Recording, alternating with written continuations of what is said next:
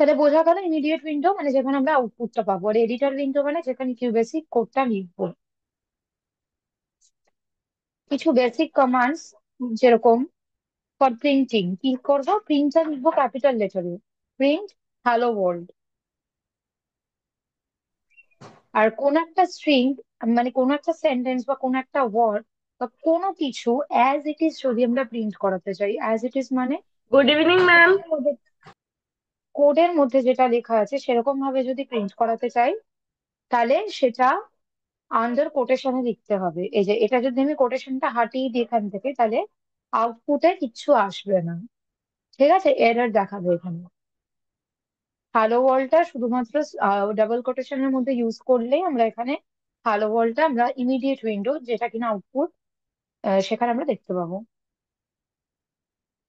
Input command মানে allows the user to enter data, মানে একটা প্রোগ্রাম হচ্ছে, সেখানে আমি হচ্ছি ইউজার, আমি কিছু ডেটা ইনপুট করছি, তো সেখানে ইনপুট কমান্ডটা ইউজ হয়, ঠিক আছে। সিনট্যাক্সটা এরকম হয় যে enter your name, enter your name will be under quotation, তারপরে সেমিকলন দিয়ে নেম ডলার।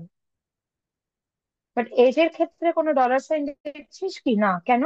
কারণ এজ যখন আমি ইনপুট করব, এজটা তো নাম্বার নিয়ে এই হিসাবে ইনপুট হবে। Suppose your age is 12, 12 or 13 যাই হোক, তো 12টা তো নাম্বারে আমাকে ইনপুট করতে হবে, যার জন্য তার আগে কোনো, তারপরে কোনো ডলার সাইন থাকবে না। কিন্তু আমি নাম্বার হিসাবে কিছু ইনপুট নেব না, আমি ক্যারেক্টার বা স্ট্রিং বা মানে কোনো সেন্টেন্স বা কোনো ওয়ার্ড এরকম ইনপুট নিতে চাই, তখন আমাকে এরকম ভেরিয়েবলের পাশে একটা ডলার সাইন ইউজ করতে হবে। ক্লিয়ার সৌরদে? Yes ma'am.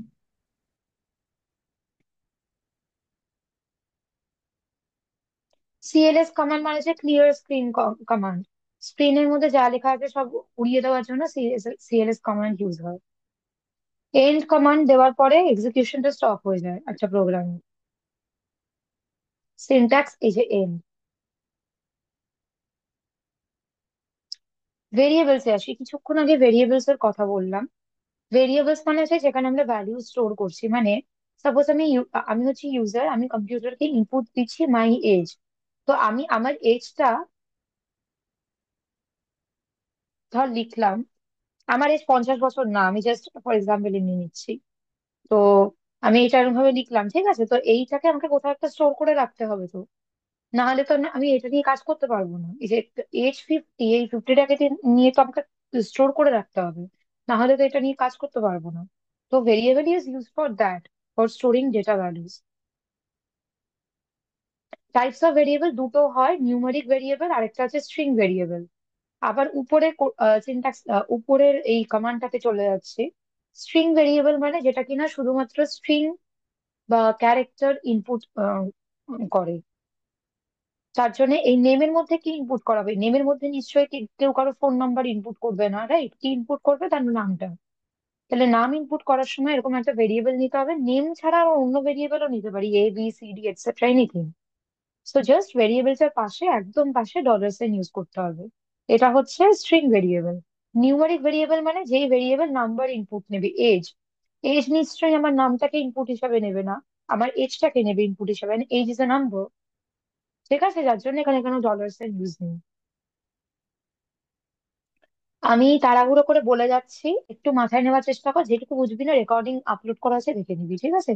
আমি জাস্ট একবার রিভিশন করে দিচ্ছি। ওকে মিস।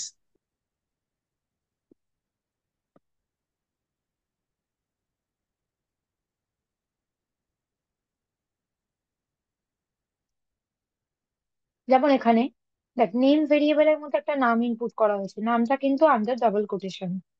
এজ এর মধ্যে এজ ইনপুট হয়েছে, আমি আমার আমি নামটা এজটাকে প্রিন্ট করাতে চাই, তো প্রিন্ট নেমটা লিখবো কোটেশনে, তারপর একটা কমা দেবো, তারপরে ভেরিয়েবল নেমটা লিখবো along with the dollar sign. Similarly এজও সিমিলার ভাবে প্রিন্ট করবো, just without the dollar sign, because age is taking number input. Operators হচ্ছে অ্যারিথমেটিক অপারেটর, লজিক্যাল অপারেটর, এগুলো অপারেটর। অ্যারিথমেটিক অপারেটর তো জানিস, প্লাস মাইনাস ডিভিশন মাল্টিপ্লিকেশন, এটা নিয়ে কিছু বলার নেই। রিলেশনাল অপারেটরে আসি। রিলেশনাল অপারেটর আছে ইউজ টু কম্পেয়ার ভ্যালুস, যেমন greater than, less than, not equals to, equals to. এগুলো হচ্ছে রিলেশনাল অপারেটর। লজিক্যাল অপারেটর তিন রকমের, অ্যান্ড, অর, নট। এটার ব্যাপারে একটু বলছি।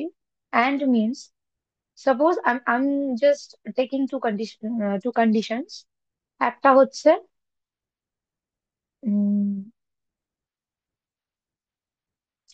I like to watch movies. আর একটা লাইন হচ্ছে I am a teacher, suppose. তাহলে এবার মাঝখানে যদি আমি অ্যান্ড বসাই, I am a teacher and I want to watch movies, এই সেন্টেন্সটা কখন আমাদের ট্রু রিটার্ন করবে? যখন আই এম আ টিচার আর I like to watch movies দুটো সেন্টেন্সই কারেক্ট হচ্ছে। ঠিক আছে? বোঝা গেল? এবার আমি যদি বলি I am a teacher or I want two, I like to watch movies, এবার এই এই সেন্টেন্সটা কখন ট্রু রিটার্ন করবে? যখন any one of the condition is true. আর নট মানে হচ্ছে, সাপোজ লিখলাম, সাপোজ একটা লাইন আছে আই এম আ টিচার, ঠিক আছে? সত্যি সত্যি আই এম আ টিচার, মানে সত্যি দেখতে গেলে আমি টিচার, তো ইট উইল রিটার্ন ট্রু। বাট আমি যদি আই এম আ টিচার তার আগে আমি নট বসাই, not I am a teacher, that means ওই স্টেটমেন্টটা কি বলছে? যে I am not a teacher, এটাই তো দাঁড়াচ্ছে। So that will be false. Why? Because আমি সত্যি সত্যি আমি একজন টিচার। তো এইগুলোই প্রোগ্রামিং এর ক্ষেত্রে আসবে, মানে যখন দুটো কন্ডিশন থাকবে আর তার মাঝে এন্ড থাকবে, that that statement, that command will return true if both the conditions are true. Or মানে হচ্ছে any one of the condition should be true. আর নট মানে হচ্ছে জাস্ট অপোজিটটা।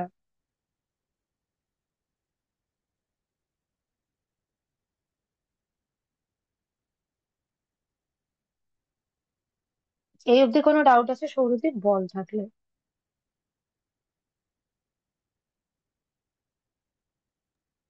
ম্যাম, নটটা বুঝতে পারলাম না, কমান্ড নট। নট বেসিক্যালি হ্যাঁ হলে না হবে, না হলে হ্যাঁ হবে। ঠিক আছে ম্যাম, যদি হ্যাঁ হয়?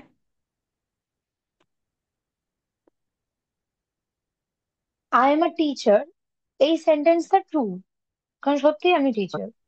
এবার আমি যদি আই এম আ টিচারের পাশে লিখে দিই নট, তাহলে হয়ে গেল, ওই সেন্টেন্সটাকে তাহলে বোঝাতে চাইছে যে that sentence is not true. তার মানে দ্যাট উইল রিটার্ন ফলস, কারণ সত্যি সত্যি আমি টিচার, সত্যি আমি একজন টিচার। তাহলে ট্রু।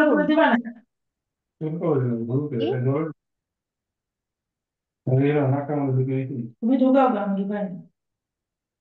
কে আনমিউট করে রেখেছিস? প্লিজ মিউট কর।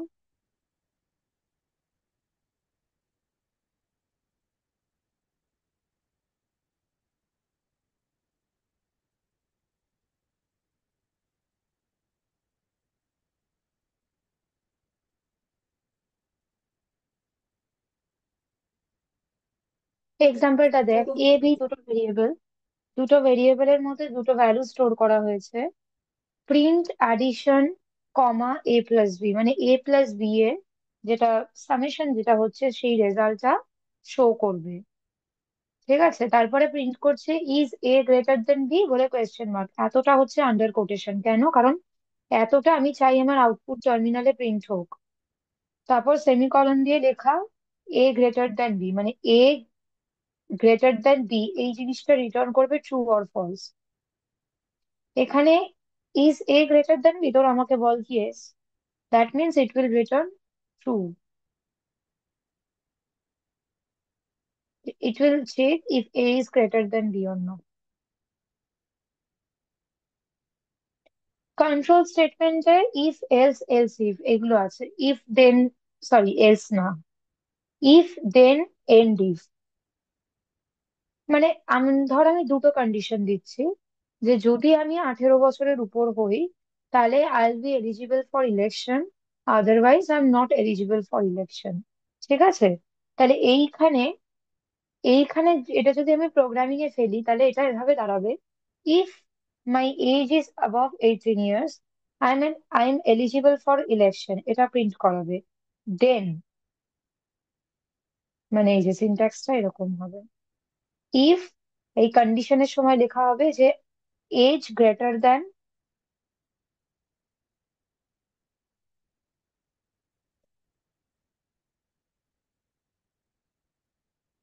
Age greater than 18।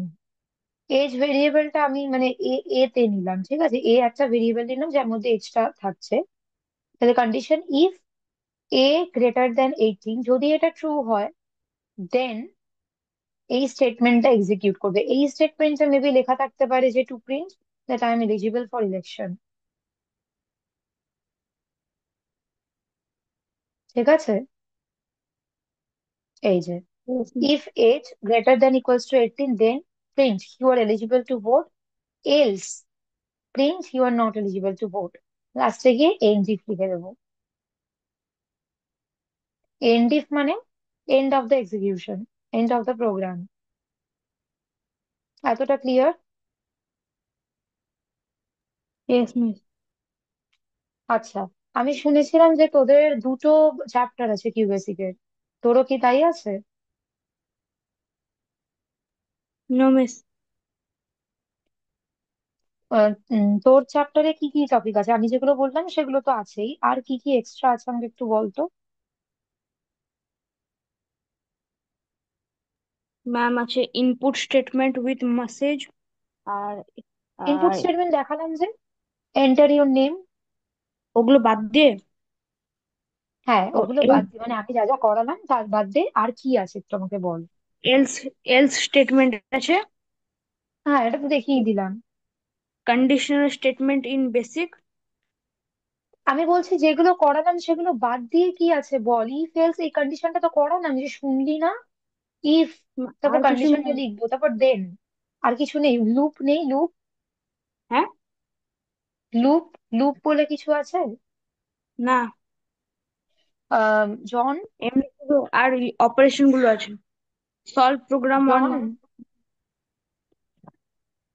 জন, দশ ইয়েস বার মিস। ডাকলে একবার সাড়া দিবি, 10 বার ডাকলে একবার সাড়া দিবি, তাই তো? আর না কি মিস। আছে রে? তুই বলেছিলিস না যে তোর দুটো চ্যাপ্টার কিউবেসিক এর ফার্স্ট চ্যাপ্টারটা আমি লাস্টে কমপ্লিট করেছিলাম, আর আরেকটা চ্যাপ্টারে আর কি কি আছে? ফর লুপ আছে? মিস কিউবেসিক এর তো একটাই চ্যাপ্টার আছে, আমি তো এইচটিএমএল এর বলছিলাম। ও আচ্ছা, সরি সরি, আমি গুলিয়ে ফেলেছি। ফর লুপ তার মানে নেই না? মানে এত অব্দি যতটা আমি পড়ালাম বা আগের দিন যতটা পড়েছিলাম তত অব্দি আছে সিলেবাসে? হ্যাঁ মিস। না বলছিস না হ্যাঁ বলছি, বুঝতে পারছি না। মিস আমার ভয়েসটাই এরকম আছে, কি করবো? না বলছিস না হ্যাঁ বলছিস, সেটা বল আমাকে একবার যে হ্যাঁ ওর না। মিস হ্যাঁ। হ্যাঁ মানে কিউবেসিক চ্যাপ্টারটা শেষ, তাই তো? Yes miss. ভালো, আজকে রিভিশনও হয়ে গেল। তাহলে এবার একটু লিখতে দিই।